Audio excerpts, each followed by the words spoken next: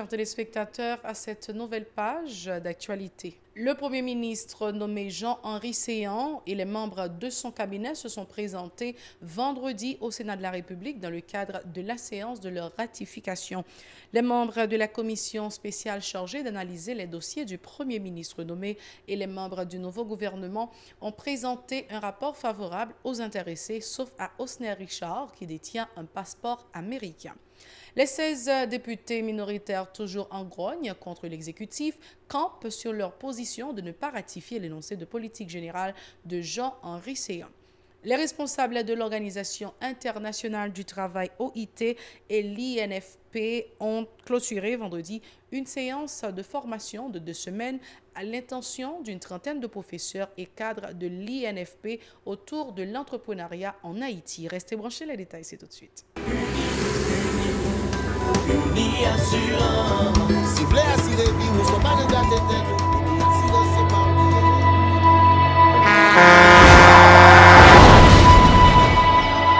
En général, moun pa reme pran assurance. Yo considéré que son l'argent rejeté. Et pourtant, l'argent assurance te doué dans budget ou à côté l'argent caille avec l'argent manger. Li là pour les deux traverser un mauvais pas. Gardez tout à côté. Ou comment gros problème qu'on entre sur le monde sans attendre. Mandez Dieu pardon, ça qu'arrive au tout. Une assurance dit ou précaution pas capon. Les mal arrivés, les faux amis flair à saison, a fait comme si on pas de jambe connaît ou. Une assurance après rétaver ou pour le dire, continuer vivre la vie ou quitter ce course là dans main nous. Uni Assurance. Vivez en toute assurance. Merci d'être encore des nôtres. Voici le développement de ce journal. Le Premier ministre nommé Jean-Henri Séan et les membres de son cabinet se sont présentés vendredi au Sénat de la République dans le cadre de la séance de leur ratification. 18 sénateurs ont été constatés dans l'hémicycle au début de la séance. Dans ses propos de circonstance, le président du Sénat, Joseph Lambert, a qualifié d'historique la tâche qui incombe aux parlementaires de donner leur approbation à l'énoncé de politique générale de Jean-Henri Séan. Écoutons-le. Chaque ministre gagne pour engager, très certainement à travers feuille de route que le Premier ministre gagne pour le bail. Le Premier ministre gagne pour le engagement devant nous. Nous avons sanctionné et c'est devant nous encore que le Premier ministre ou bien n'importe qui membre du gouvernement gagne pour venir pour une sanction tout si il n'a pas fait travail ni si il n'a pas respecté l'engagement que vous prend par devant l'Assemblée sénateur. Et comme toujours, l'Assemblée sénateur a toujours fait travailler comme cela se doit. N'essayez pas de prendre pression sous quelque prétexte que ce soit, pour quelque prétexte que ce soit, quant à des responsables d'un niveau exécutif qui sont capables de dicter nous qui ça nous gagne pour nous faire, nous gagne pour nous analyser, par exemple, dossier Premier ministre avec toute ministre. Le président de la commission spéciale chargée d'analyser le dossier du Premier ministre, au nom de lui, a salué le travail des commissaires, indiquant que ces pièces sont conformes aux exigences des articles 157 et 157.1 de la Constitution amendée de 1987, l'habilitant à occuper la fonction de chef de gouvernement. Le sénateur du Nord-Ouest a sollicité un vote favorable du rapport en vue d'autoriser M. Séan à présenter à l'Assemblée son énoncé de politique générale. Ses propos. La Cour supérieure des comptes et du contentieux administratif a conclu que dans le cadre du dédommagement des propriétaires des maisons démolies au centre-ville de Port-au-Prince, M. Jean-Henri Séan n'a eu à gérer aucun fonds de l'État qui eût pu faire de lui un comptable des deniers publics. Les fonds de subventions alloués aux partis politiques Remè Haïti dans le cadre des dernières élections auraient fait de lui, certes, comptable des deniers publics s'il avait été gestionnaire des 10 fonds. Mais il a été établi par un certificat délivré par le secrétaire général du parti politique Remè Haïti, M. Eslom Raymond, en date du 3 septembre 2018, et 2 procès-verbaux datés respectivement du 23 juillet 2010 et du 18 mai 2015, que le citoyen Harry Clinton était durant cette période coordonnateur du dit parti. Conclusion générale, étant donné que les rapports, étant donné que les pièces soumises à l'attention de la Commission par le Premier ministre nommé se révèle conforme au regard de la loi et de la Constitution haïtienne amendée, la Commission sénatoriale spéciale devant analyser les pièces du Premier ministre nommé recommande à l'Assemblée des sénateurs d'habiliter le Premier ministre nommé à présenter l'énoncé de sa déclaration de politique générale. Le secrétaire rapporteur de la sous-commission chargée d'analyser les dossiers des ministres et secrétaires d'État, Mme Dieudonne Luma Etienne, a indiqué que les pièces de tous les concernés, sauf celle d'Osner Richard, sont conformes à l'article 172.1 de la Constitution amendée de 1987. Ce dernier est détenteur d'un passeport américain. Toutefois, l'élu du département du Nord a une fois de plus confirmé que des irrégularités ont constaté au niveau de la situation fiscale des intéressés avant d'être redressées au niveau de la Direction générale des impôts. Selon elle, les ministres et secrétaires d'État sont habilités à constituer le nouveau gouvernement. Cette déclaration au micro d'Info Pacifique. Sur la base des pièces fournies par les ministres et secrétaires d'État, lesquelles ont été certifiées par la Direction générale de l'immigration et de l'émigration, la Commission admet pour vrai, sauf avis contraire, la nationalité haïtienne de tous les ministres et secrétaires d'État, à l'exception du sieur Richard Osner, pour qui le certificat de nationalité a révélé un passeport haïtien et un passeport américain. Certains membres du cabinet ministériel ont obtenu un certificat de déclaration définitive d'impôt portant la mention crédit d'impôt, c'est-à-dire qu'ils ont payé plus d'impôts à l'État par rapport à leurs revenus. Face à cette situation, la Commission a sollicité l'explication des cadres de la DGI qui, après vérification complémentaire, ont constaté des irrégularités quant à leur déclaration définitive d'impôt. C'est pourquoi les ministres concernés ont été appelés par la DGI afin de venir fournir des explications supplémentaires. Celles-ci ont conduit au redressement de leur situation fiscale. Le groupe des 16 députés minoritaires à la Chambre basse n'entend pas donner leur approbation à l'énoncé de politique générale du Premier ministre nommé à persister Jean-Robert Bossé. Jean-Henri Seillant est attendu samedi par les députés s'il est ratifié au Sénat.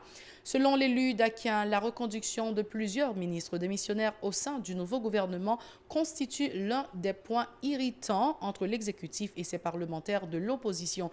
Jean-Robert Bossé était l'invité de Radio-Télé Pacifique. Il répondait à Jean Fouchard d'Angers.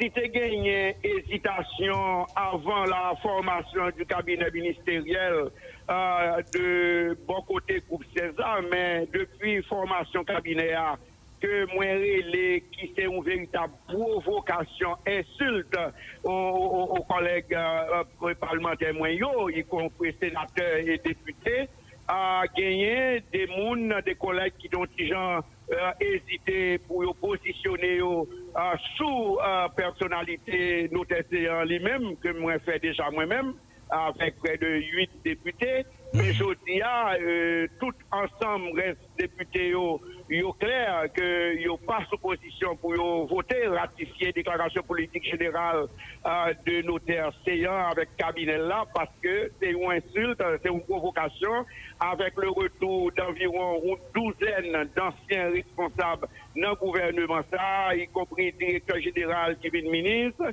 secrétaire d'État dans la finance qui vient ministre, collègues yo unanime pour dire que yo pas voter. Les responsables de l'Organisation internationale du travail OIT en Haïti, de concert avec l'Institut national de formation professionnelle INFP, ont mis fin vendredi à une séance de formation de 2 semaines organisée à l'intention d'une trentaine de professeurs et cadres de l'INFP autour de l'enseignement de l'entrepreneuriat. Une initiative visant à contribuer à la réduction de taux de chômage en Haïti. Selon les responsables, 4000 personnes seront touchées par ce projet à travers tout le pays. Fabrice Leclerc, coordonnateur de l'OIT, est au micro de Mario Silva et Francine Eus.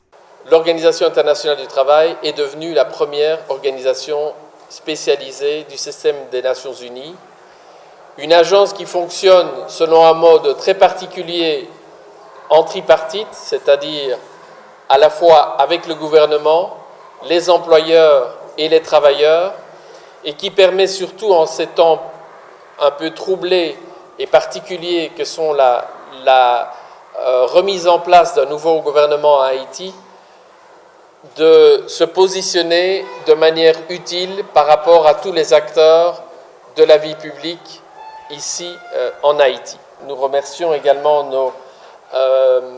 nos collaborateurs, nos partenaires, devrais-je dire, de l'INFP, de l'Institut national de formation professionnelle, avec qui nous sommes dans le même bateau depuis plusieurs années déjà, et avec lesquels nous allons continuer à collaborer, à la fois à travers ce projet et j'espère à travers d'autres que nous sommes en train d'essayer d'élaborer avec d'autres bailleurs de fonds, dont je ne citerai pas le nom avant que nous soyons parvenus à nos fins. La compagnie de services Internet Access Haïti a commémoré vendredi ses 16 ans d'existence sur le marché haïtien.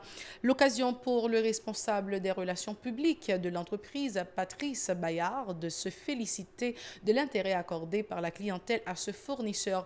Il a renouvelé l'engagement d'Access Haïti d'offrir à ses abonnés des services et des produits à partir des technologies de pointe. Ces propos au micro de Nancy Constant et David Mercier.